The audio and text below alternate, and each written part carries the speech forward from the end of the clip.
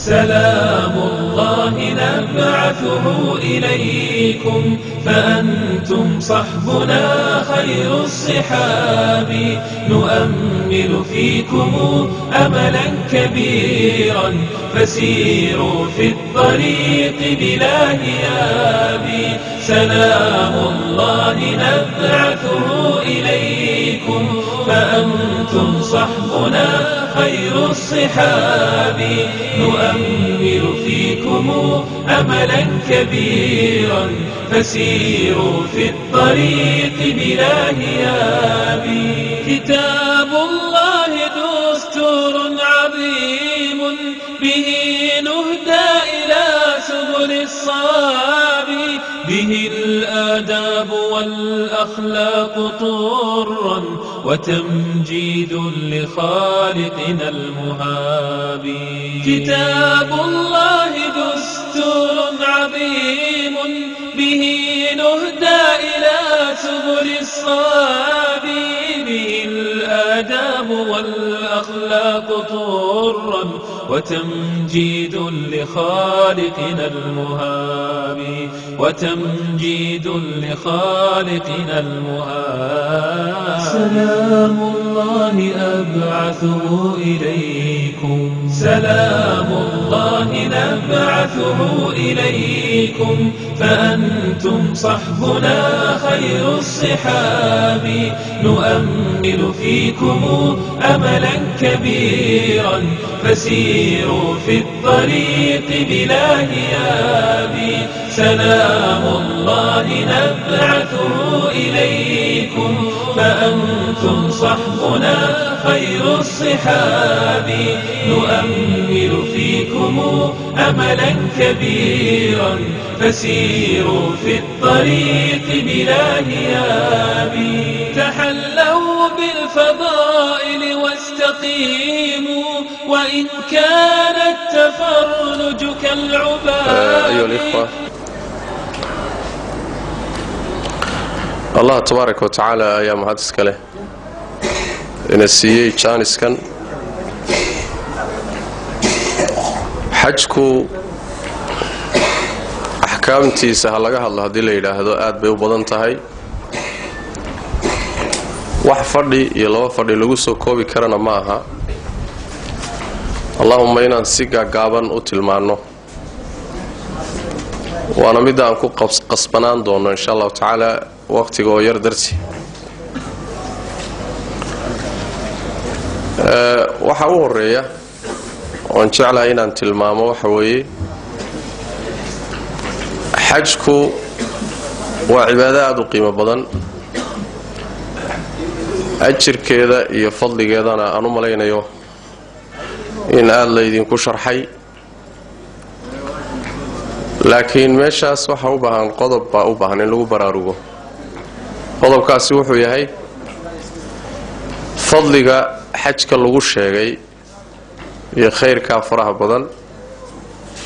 marka aad ka helayso waa marka aad u gudato fariidadaas sidii Allah u amray tabaaraka wa taala hadii aadan u gudanin sidii loogu talagalay xajkaagu kii ajirka laga heli lahaa ma kii fadliga faraha badan lagu sheegayna maaha bal waxa laga yaabaa in Allah soo noqoto wax la'aan iyo khasaare la soo noqoto waana takeentay nabigeenu sallallahu alayhi wasallam inuu xajkiisii xajjatul wadaac oo ku dul xajiyo acmaasha dhamaanteed ku guto ama badankeed isagoo hasha korkeeda saaran si ay dadku u wada arkaan leena dadka aad u badnaa si marka loo fiirsado oo looga qaato xajka iyo qaabkii loo gudan lahaa looga barto buu nabigu sallallahu alayhi wasallam hasha korkeeda acmaasha ku sameeyay isagoo saaran buu acmaasha gutay salawaatu rabbi wasalaamu alayhi maalintii tobnaad khudbadu jeediyay waxaa kamid ahaa inuu nabigu yiri sallallahu alayhi wasallam khudhu anni manasikakum iga qaata manasiktiina iga barta waxaa dhici karta inaanan sanadkan kadib soo xajin nabiyullah ibraahim alayhi wa ala nabiyina salatu wassalaam iyo nabi ismaaciil calayhima wa calaa nabiyina salaatu wassalaam markay kacbada dhisayeen waxyaalaha ilaahay weydiistaan waxaa ka mida wa arinaa manaasikana ilaahu manaasigtanada na tus oo na bar macnaheedu waxa weeye meesha waxaa ka muuqda hadduu ruuxu isagoon shaygii baranin oon dhagaysanin oon weydiinin oon iska hubinin waan xajinayaa yidhaahdo ama waan cumraysanayaa yidhaahdo waxay u badan tahay inuu wax la'aan soo noqdo keliya inuu tacab khasaaro dhibaatoodo kharash ka baxo taasi waxay adkaynaysaa marka inaad ku dadaasho inaad mar walba camalkaad samaynayso iska hubiso qaabkii loo samayn lahaa xajku marka waa fariido ka mida arkaanta waaweyn waana tiirka shanaad ee islaamnimadu ku taagan tahay waana laysku waafaqsan yahay xadiiska nabiga sal lla lay waslam fi saxiixayn wa fii hayri baa tilmaamaya aayadda qur-aankana rabbi wuxuu ku yidhi tabaaraka wa tacaala walilaahi cala annaasi xiju lbeyti man istataaca ilayhi sabiila allah dadka korkooda wuxuu ku leeyahay xaj inay beytkiisa tagaan oo soo siyaartaan dadkoo dhan haddana kuma lehe wuxuu ku leeyahay ciddii kari karta jid ahaan oo jidka awoodi karta rag iyo dumar midku dooni ha ahaado fariidadaas axkaam fara badan oo ka horaysaa jirta laakiin maadaama wakhtigu ugu yaryahay waxaan rabaa insha allahu tacaala inaan axkaamta muhimka ah ee markii camalka la dhex galo oo ruuxu samaynayo ku saabsan taasaan jeclaa insha allahu tacaala inaan xoogga saaro ruuxu markuu go'aansado inuu xaj ama cumro aado waxaa loo baahan yahay inuu qabaysto waase markuu xarmanayo oo xidhanayo waa u tegi doonaa xataa haweeney caado qabtaba ha noqoto laakiin waxaan mari doonaa aan tilmaami doonaa hadda qaabka innaga oo kale iyo dadkayna la midka oo diyaaradaha ku tegaya marka la xarmanayo jaanisay ku qabaystaan ma hayaan oo marka la xidhanayo ilaana diyaaradda korkeedaa la saaran yahay sidaas daraaddeed qabayskaasi waa meesha waa ka baxaya leanna sunnuu ahaa duruuftuna ma saamaxayso marka muxuu ahaayey qodobka labaadi waxa weeye ruuxu wuxuu xidhanayaa hadduu rag yahay dhar cawradiisa asturaya oo aan ahayn dharka lagu tolay jidhka loo tolay ee xibnihiisa loo tolay waana dharka ay culimmadu u yaqaanaan almakhiid dharkaasoo dhan buu iska dhigayaa hadduu qamiis yahay hadduu shaati yahay hadduu sarwaal yahay markaa wuxuu ku bedelanayaa labadii go' ayuu xidhanayaa labada go' ama ha caddaadeen waa sida fadliga badan ama midab kale ha yeesheen inay caddaadaan sharti ma aha kabaha xaggooda sidoo kale wuxuu xidhanayaa kabo aan aanqowgiisa daboolaynin ama dacas ha noqdeen ama sandal ha noqdeen ama faraha hore iyo ha qariyeen laakiin waa inay ka hooseeyaan aanqowga mar haddaysan aanqowga qarinaynin kabahaasi waa la xidhan karaa ayb sidoo kaleeta wuxuu iska bixinayaa ninku wax kastoo madaxiisa daboola koofiyadda iyo cimaamadda iyo waxyaalaha madaxa lagu asturo ayuu iska bixinayaa markuu doonayo inuu xarmado haweenaydu iyadu dharkeeda ay xidhan tahay ay ku asturan tahay iyo xijaabkeeda wax ka mida iska bixin mayso sideedaas ayay xajka ku xidhan ama cumrada ku xidhan allaahumma haddii ay indhashareer qabto waxay siibaysaa indhashareerka indhashareerkana waxaa la yidhaahdaa aan haweenayda xarman loo ogolayn midka ku dheggan wejiga ama wejigoo dhan ha ku dheganaado ama indhuhu ha soo jeedeen marba hadduu wejiga ku dheggan yahay waa indhashareer kaasaan la ogolayn laakiin waxaa loo ogol yahay inay mara soo dayso intay madaxa ama fooda kore ka soo dayso ay markaasi wejiga korkiisa ku sii dayso iyadoo maradaasi ayna ku dheganayn wejiga waxaa kaloo haweenayda ay iska bixinaysaa hadday qabto sidoo kale waxa loo yaqaano glofiska gacmaha la gashado iyagana lagu qariyo ayadana way iska bixinaysaa innaga meeshan markaan joogno wuxuu samaynayaa ruuxa doonaya inuu xajiyo ama uu cumraysto dharkiisa aan hadda soo sheegnay oo labadii go'a ayuu meeshan isagoo jooga uu qabaysan uu isnadiifin asagoo meeshan jooga waa sida u roon oo u sahlan ayaad labada go' xidhanaysa waana sidii nabigu sameeyey sallallahu alayhi wasallam nabigu intuusan miiqaadka laga xarmanayo soo gaadhin ayuu labada go' soo xidhay magaalada Madiina markuu ka soo ambabaxay labada go' uu xidhnaa marka sunnadu siday tahay dadkana u fudud wax weeye diyaaradaba markaad raacaysaba inaad dharkii iska dhigto caadiga ahaa oo labadaadii go' xidhan tahay oo diyaarsan tahay sida waa sida ku fudud haddii kale waxaa kugu dhici doonta adoo diyaaradda saaran inaad u baahato dharka inaad bedelato taasoo adkaan doonta hadhowto marka sida ku fudud sunnadana ah waxa weeyaan in aad muxuu ahaayay aad dharkaagii labadii go' sii xidhato way طيب sidoo kale waxa u fiican ruuxa intuusan xarmanin oo meeshii laga xidhanayay intaan la gaadhin inuu sidoo kale is-udgiyo cadar iyo barfuun iyo waxyaalaha udgoon inuu isticmaalo jidhkiisa udgiyo sidoo kale inuu jidhkiisa ka nadiifiyo waxyaalaha wasaqda isnadiifiyo maalan shaarubta oo kale inuu iska gaabiyo timaha maalan kilkilada oo kale sidoo kale inuu gooyo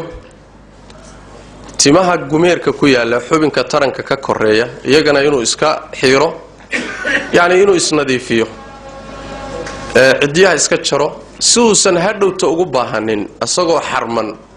inuu waxyaabahaas gooyo laana xaraan bay noqon doonaan markaad xarmato waa u tagi doonaa marka inuu isnadiifiyo kadibna diyaaradda marka la fuulo iyadoo la diyaarsan yahay insha Allah ta'ala diyaaraddu markay ku dhowdahay magaalada Jidda oo magaalada laga degaa oo ay u laaban tahay taqriiban diyaaradda dhowr iyo 20 daqiiqo sida badan meeshii laga xarman lahaana ay 10 daqiiqo taqriiban u jirto ayaa inta badan ogeysiis la bixinaya luqadda carabiga inta badan ku baxaan diyaaradaha luqadda macnaha carabta oo la leeyahay meeshii laga xarman lahaa waxaan u jirnaa 10 daqiiqo ama 15 daqiiqo kadib baan mari doonaa ogeysiiskaas la bixin doonaa sida qaalibka ah way sameeyaan adiga marka waad isdiyaarin marka haddana miiqaadka korkiisa ay diyaaraddu ku aadan tahay meeshii laga xarman lahaa baa haddana mar labaad ogeysiis la bixiyaa oo la yiraahdaa haddaan miiqaadkii ku aadanna markaas la rabaa marka inaad xarmato culimada qaarkood waxay leeyihiin waana sida saxda ah diyaaraddu waxay ku socotaa speed aad u badan xawaaraheeda xoog bay u socotaa sidaas daraadeed waxa dhici karta marka la iclaaminayaba inay miiqaadka dhaafto sidaas daraadeed waxa fiican in markay miiqaadka ku soo dhowdahayba inaad xarmato laana waxa la isla ogol yahay hadaad intaadan soo gaadhin xarmato sax way laakiin waxa la diidan yahay adoon xarmanayn inaad dhaafto waa halisa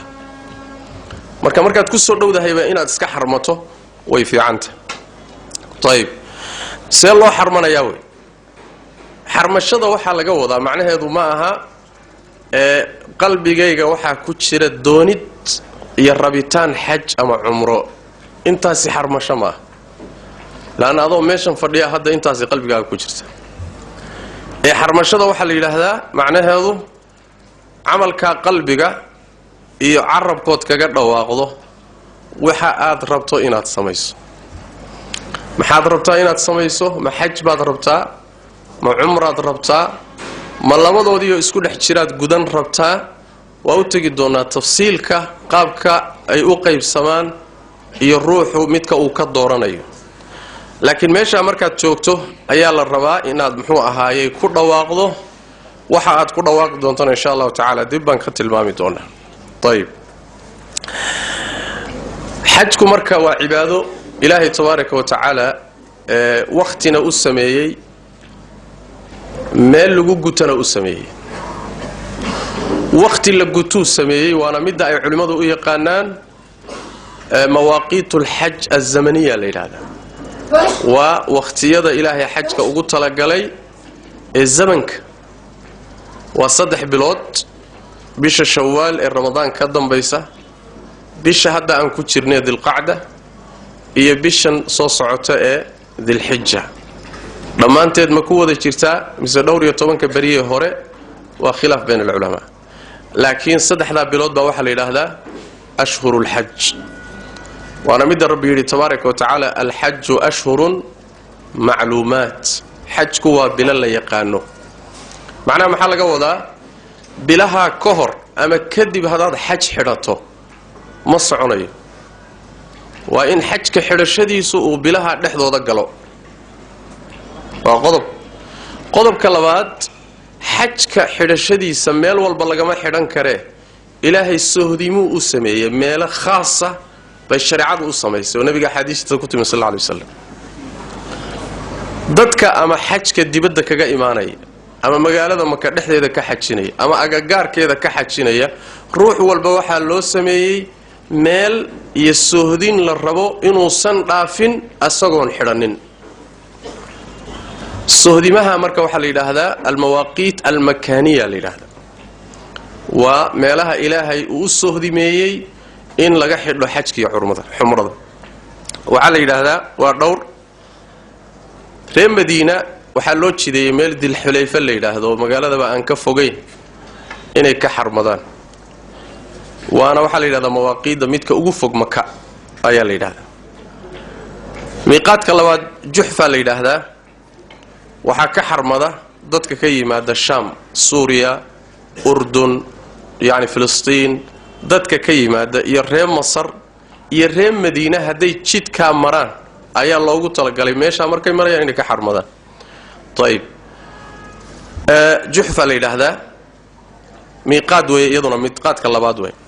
miiqaadka saddexaad hadda waxa la yiraahdaa waa mahjuura Juhfadaasi magaalay ahaan jirtay laakiin nabiga sallallahu alayhi wasallam baa ilaahay wuxuu weydiistay in qandhada ama xanuunka Madiina iyada loo raro wixii inta ka dambeeyana waxa la yiraahdaa magaalay ahaan jirtay laakiin mahjuur bay noqotay meel lama degaan way hadda masaajid iyo meel laga xarmado bas ku yaal laakiin dadku in badan waxay hadda ka soo xarmadaan magaalada Raabiq oo ka yara koraysa wax yar ayaa laga xarmadaa miiqaadka saddexaad qarnul manazil baa la yiraahdaa ama qarnu thaalibna waa la dhahaa isagana reer Najdi baa loogu talagalay inay ka xarmadaan reer Najdi waa kor iyo muxuu ahay Riyadh iyo wixii xagga ka yimaad ayaa loogu talagalay miiqaadka kale waxa weeye Yalamlam baa la yiraahdaa asagana waa miiqaatu ahli Yaman reer Yaman miiqaadkooda waa macna waxa laga wadaa reer Yaman iyo wixii xaggooda ka yimaada anaga marka waxaan ka jirnaa dhanka Yaman baan jirnaa koonfur baan jirnaa miiqaadkeena waa miiqaadka reer Yamaneed Yalamlam baa la yiraahdaa marka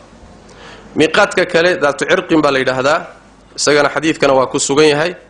waxa loogu talagalay reer Ciraaq meelahaas dadka degan iyo dadka soo maraya kor ka iimaanaya ayaa sohdimo ay ka xarmadaan laga dhigay xadiiska nabiga sallallahu alayhi wasallam fi sahihayn min hadith Abdullah ibn Abbas ayaa macnaha tilmaamay waxaan haysanaa marka meesha laga xarmanayo ha dhaafin adoon xarmanin xilligaad xarmanaysid xidhanaysana ha noqoto waqtigii bilihii loogu talagalay in la xarmado طيب waxa iimaanaysa marka oo ku xigta maxaan xarmadaa maxaan xidhaa xajka aan rabo inaan xidho waa noocee taasi waxay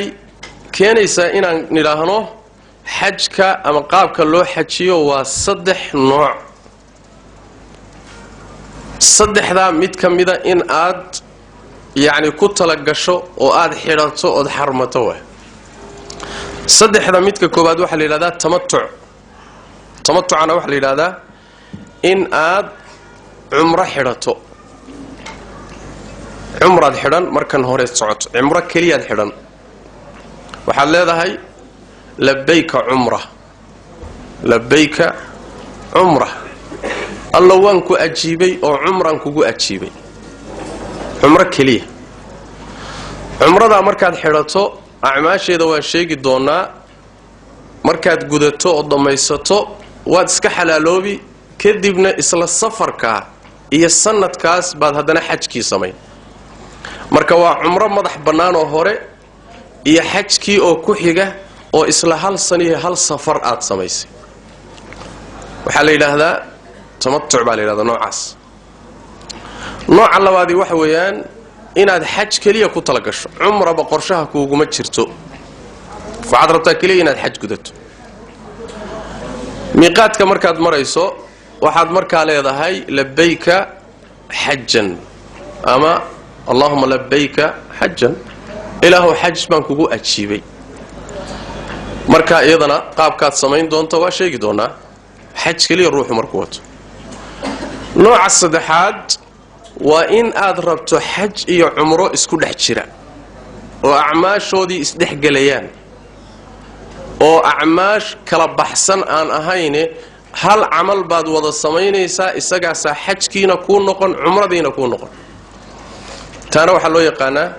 قرام با لو يقانا واسكو لمانين أعماش يا حج كي أياد اسكو لمانيسو اسدح قليسي صدح لا قابا كامر كاد حرمانيسو الدنبيس صدح هذا حرانيسو waxaad ku xiranaysaa oo leedahay labbayka hajjan wa umrah Allah waxaan kugu ajiibay hajj iyo umro wada socda waa qaabka saddexaad way saddexda qaab baa loo xajiyaa saddexda qaab midka ugu fadli badan ee ugu fiican ee xagga ajirka ugu badan waa ka ugu horeeya ee tamattuca sida xooga badan ee raajixa waxay nabigeenu sallallahu alayhi wasallam حجكيسو قران بوها إساقا وإسلح قليه حجكي عمرضا ونوعاسو إساقا حجكيسو أها سيدا الراجحة لكن مركو مكتغي وحولا وضو هدي كيني أيو وحو يري هدان أغان لها وحان هد أغان أرن كيغا هدان سوقا بلسان لها هوري أتغي وحو النبي صلى الله عليه وسلم هدينا مكينين عمرانا كردقان لها يعني قرانك وحان كو بدلن لها تمتع بان كو بدلن لها بور saxaabadiisu markay tageen ayagoo xaj kaliya watana wuxuu amray umra u badala markay qaarkood waxooga isiyara maartay ka yara gaabiyeen oo ka yara dib dhaceenna waa u xanaaqay nabigu sallallahu alayhi wasallam intaas oo dhan waxay faa'iideynaysaa inay xoog badan tahay saddexda nooc waxa u fadli badan nooca la yiraahdo tamattuca oo macnaheedu yahay inaad umrada hormariso iyada marka hore si madax banaan u gudato حجكنا aad ka dambayso isla safarta aad gudato isagoo acmaashiisu ka madax banaanta taas ayaa u fadli badan muxuu ahaay oo fiican hatta waxa raajixo xoog badan xadiiska nabiga sallallahu alayhi wasallam inuu nabigu sallallahu alayhi wasallam dakhalat al-umratu fi al-hajj ila yawm al-qiyamah umradii xajkay dhex gashay ila qiyaamada laga gaaray umradii xaj ma kala baxsana bimaana wuxuu ka wadaa إن ليس لا عمريستو اللهم عمرتي حجك ليس لك قتو أو تمتع هل سفر هذا جوده فايدست هل روح ما وحا أفضل بدن إنه قران كي سوته بل إن لو ما بقولي قاركول لين علماء وكه والروح حولك كسوك حيي حرم كبنان كي سحولك كانه أو هدي وذي روح سيدي النبي صلى الله عليه وسلم إسقى وحا أفضل بدن وصمين يا قرانك صحابة انتي هديقة ودي حولها بنانك ككينتي حرمك كينتي قران بي يا حج كيدا حج كود وحوها قران سيد النبي قبل السمية صلوات ربي والسلام عليه طيب تاسي وحوية مركا نوع يديه صدح ذا النوع ايان مركا كلو اغاني نوع افضل بدن واتمتعة الساقانا هذا ما انت افضل الساقانا ما انت افضل محايا لمركا قودة عمرضة واوتاقي دونايا واتسك حلالوبي مركا قاد حران وحي حرام كان نقضي بحلال كون نقول magaaladaada iska joogi ilaa xajka la gaaro labada kale waxay kaga adag yihiin ayaga ma xalaaloobaysid ilaa la gaaro maalinka tobnaad ee xajka yawm an-nahr ilaa la gaaro ma xalaaloobaysid laakiin umrada hadii aad tamattu ka dhigato umrada waxay ku saamaxaysaa markaad amalkeeda gudato inaad markaa aad iska xalaalo waxa ku banaan hadii aad baqayso oo isleedahay ama wuxuun aadan ku talagelin kugu yimaada markaad xidhanayso waxaa fiican inaad shardi dhigato sida xadiidkii Dubaaca binti Zubayr ibn Abd al-Muttalib ee nabigu sallallahu alayhi wasallam yani waxaad tiraahdaa Allahumma mahilli haythu habastani ilaahayow meeshii aan ku xalaaloobayo waa meeshaad igu celiso meeshaan dhaafi waayo ilaahu waan ku xalaaloobaya markaad xarmanayso xidhanayso haddaad intaa ku darto oo hadhow in case waxaadan ku talagelin kugu yimaado مثلا lagu soo celiyaba ama lagu xidhaba way dhici kartaa xabsi aad gasho acmaashiiba sameeyninba ama aad jiratood acmaashiiba sameyn weydo waxay ka baajinaysaa shartigaasi wuxuu ka baajinayaa laba qodob waa midda koobaad ee wax xoolaa inaad gowracdo kugu laazimi maayaan xisaarka celinta lagu celiyay waxay ka baajinaysaa shartiga hore celintaasi xoolihii ka dhalan lahaayay la qali lahaa waa midda labaade xajkaagu haduusan waajib ahayn inay soo noqotood guddo mid labaad baa kugu laazimi lahaa haduusan xajku waajib ahayn hadduu waajib yahay laba goorob inaad soo celiso waa laazim laakiin hadduu sunno ahaa oo lagu celiyo adoon shardi dhiganin marka waxaa laazim noqonaya inaad mar labaad soo xajido haddii cumro lagaa celiyo mar labaad inaad soo cumraysato guddo ayaa laazim kugu noqonaya sida culimo fara badan ay qabaan marka shartigani faa'iidadiisu waa taa wuxuu ka baajinayaa hadii lagu soo celiyo arimahaas uu ka baajinaya shartiga aad dhiganayso macna way ku banaantahay su'aasha taala waxay tahay markaan xarmanayo oo xajka xidhanayo ama umrada xidhanayo qabays ma la iga baahan yahay qabays waa soo sheegnay loo baahan yahay laakiin waxa meesha ku jira wax salaad khaasa oo xidhashada xajka iyo umradu ay leeyihiin ma jiro sida raajixa wax salaad oo sunna oo meesha la tukanayo ma jirto kaliya nabigu wuxuu sameeyay sallallahu alayhi wasallam meeshii miiqaadkii laga xarmanayay wuxuu ku soo aaday xilli duhur taagan yahay duhurkii buu tukaday kadibna hashiisii buu fuulay korkeeda iyadoo isagoo saaran buu nabigu xarmaday sallallahu alayhi wasallam Allahumma haddii meesha aad ka xarmanayso aad Madiina ka timid oo dal Xulayfa meesha la yiraahday reer Madiina ay ka xarmadaan halka hadii ay tahay meesha aad ka xarmanayso marka waxa sunna ah laba ragcadood oo aan xarmashadu lahayn ee laakiin meesha iska leh nabiga sallallahu alayhi wasallam Jibriil waa u yimid markaas wuxuu ku yiri tog barakaysan baad joogtaaye tuko marka labada ragcadood togga iska leh وادي العقيق ميشان uu ku yaala dal Xulayfa halka hadaad ka xarmanayso laba ragcadood oo sunna ah oo meeshu leedahay boos ku leeyahay ayaa wanaagsan inaad tukato amma mawaaqida kaliya meelaha kale laga soo xarmado xarmashaduna salaad khaas ma leh meelaha laga xarmanayana salaad khaas ma leh qodobna ka isaga طيب waxa inta xiga markaad xarmato oo diyaaradda miiqaadkii markay marayso aad tiraahdo labbayka umratan waxaan rabaa insha Allah ta'ala inaan marka hore idin sharxo sidii idinkoo gudanaya nooca ugu fadli badan oo tamattuca ah markaan tamattuca sharxo kadib ba waxaan dib ka sheegi doonaa ruuxa xaj kaliya wata mufridka ama qiraanka wata maxay ku kala gedisan yihiin wax yar bay ku kala bedelaan doonaa waxay ku kala bedelayeen marka dib baan ka tilmaami doonaa laakiin waxaan rabaa inaan sifeeyo sharxo ruux tamattu gudanaya oo umro hore iyo xajkii oo ka dambeeyo kala madax banaan doonaya inuu guto waana sida fadliga badan ee ajirka badiisu ku jiro طيب miiqaadkii markii la gaaray waxaan nidhi wuxuu xidhanayaa umru xidhanaya oo wuxuu leeyahay labbayka umratan طيب markuu xidho waxa sunna ah inuu marka bilaabo talbiyadii inuu ku dhawaaqo tawxiidka oo nabiga sallallahu alayhi wasallam muxuu ahaayay talbiyadii laga bartay labbayk allahumma labbayk labbayk la sharika lak labbayk innal hamda wan ni'mata lak wal mulka la sharika lak waxa kale sugan oo iyadana aad ku dari kartaa sidii ka sugan nabiga sallallahu alayhi wasallam labbayka ilaaha al-haq ayadana way suganta saxaabada qaar kood waxay dhihi jireen nabiga oo maqlaya sidoo kale labbayka dhal ma'arij labbayka dhal fawadil لبيك ذا المعارج لبيك ذا الفواضل صحابة قاركود ويقاذي جري النبي ومقله صلى الله عليه وسلم أيضا هذا تقدر تلبات مالي طيب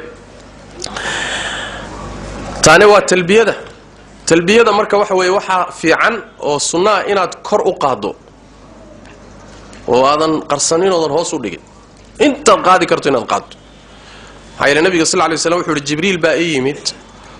ووحو أمري إن الصحابة إذا أمروا يضدك الله الصعودة أن يرفعوا أصواتهم بالتلبية إن التلبية ده كر عدكوضا أقادا لبيك اللهم لبيك انت تقارسين كرتين أقاد معايا لي سيد حديث كان النبي صلى الله عليه وسلم أفضل الحج العج والثج بنبي صلى الله عليه وسلم حج وحا أفضل بدن حول الله قالوا يديك لداديو إيوه تلبية أو كر لوجو دواق بحج كأفضل بدن بنبي صلى الله عليه وسلم مركا إن كر لو قاضو أيا صنع صحابة رضوان الله عليهم كر بيجو دواق يشيرن إلى أي حبيبتان أو عنه هذا سحره أي كر أقادي يشيرن معنا culimada badankood waxay qabaan talbiyada lagu dhawaaqayo dumarku ayagu hoos bay u qarsanayaan kor ugu dhawaaqi maayaan waa sidii culimada badankood qabaan laana waxay leeyihiin asal waxa loogu talagalay dumarka inaysan sawdkoodu kor u kicin laakiin baad ahli cilmi ba waxay leeyihiin haday dadka ka agdhow iyo dadka la socdo maqashiiso kor u yar qaado dib male sidaasina Aisha ay ka suganta way talbiyeysan jirtay labbayk allahumma labbayk كوربينا ويرا قادي جرتي طيب marka waxay leeyihiin dib male xoga haday kor yara qaado wax dhib male beelay talbiyada marka uu wadaya ruux uu wadaya maxay yeelay talbiyada aad qaadayso wax alla waxa dhinacyaha ka jiro oo dhan way kula talbiyeysanayaan hadi ma maqlis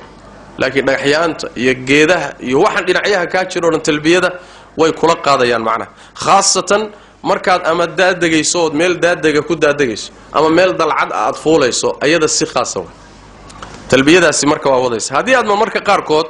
aad ku dhex darto talbiyada aad tahliisha ku dhex darto ayadana dhib male oo la ilaaha illa allah wahdahu la sharika lah hadaad ku dhex darto marna tan tiraahdo ayadana way ka sugantahay nabiga sallallahu alayhi wa sallam ayadana waa kaywa طيب talbiyada waad wadi diyaaradii baa nala degtay jiddaan tagnay meel madiinatul xujaaj la yiraahdo la isku xareeyay oo xogaa basaska lagu sugo ma habeen ma saacado talbiyadaadaad wadan baskii baa la fuulay waxa loo sii socdaa Makka talbiyadaadaad wadan Makkaad gashay magaalada Makka markaad gasho aad sii galayso haday ku suroobi karto inaad qabaysato qabaysku markaas u sunnay galitaanka Makka in loo qabaysto taasaa nabiga sallallahu alayhi wa sallam laakiin maanta wax fudud ma aha maanta waaqiceenan ma fududa inaad baska ka degto oo qabaysato laana adiga dhanba wad afduuban tahay ma lagu ogolaba inaad dhaqaajiso dad baa ku wata shirkadaha ku wata ma degi kartid sidaas daraasteed qabayskaasi waa sunno hadii uu adkaadana waa la isaga gudbayaa